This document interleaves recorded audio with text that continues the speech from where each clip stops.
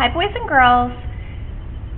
Last week, we read a story, and we learned how important it is to stop and think whenever we come to a word that is new to us.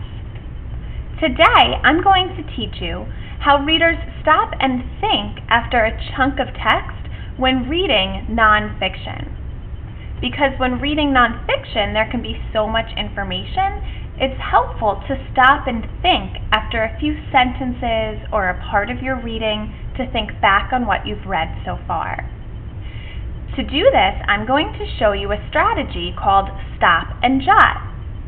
Watch as I try this in our new text this week called Australian Desert Animals.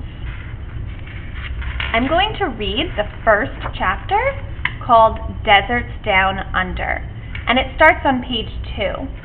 As I read this to you, I'm going to show you how I can stop and jot after reading small chunks of the text to help me better remember and understand what I've read. Chapter 1, Deserts Down Under.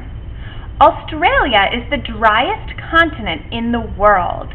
It has 10 deserts. Wow, this paragraph, this chunk of text, just taught me so much. It taught me that it's the driest continent and that it has 10 deserts. I'm going to jot down part of what I just learned. Wow. I didn't know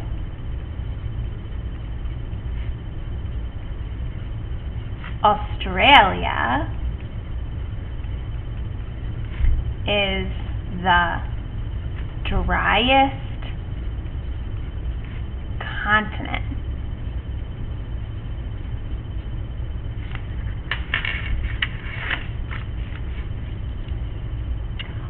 All deserts are very dry.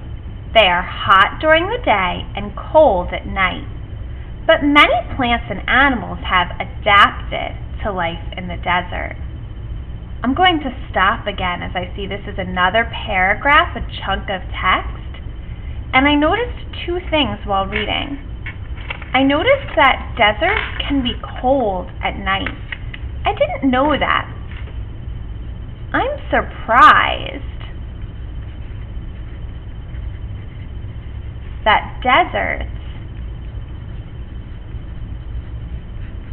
are cold at night. I always thought they'd stay warm at night, too.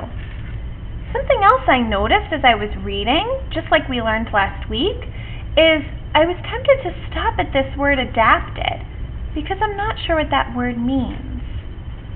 What does adapted mean?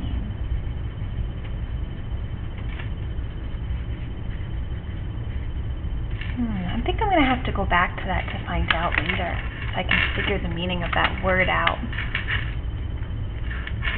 People live in the Australian desert too.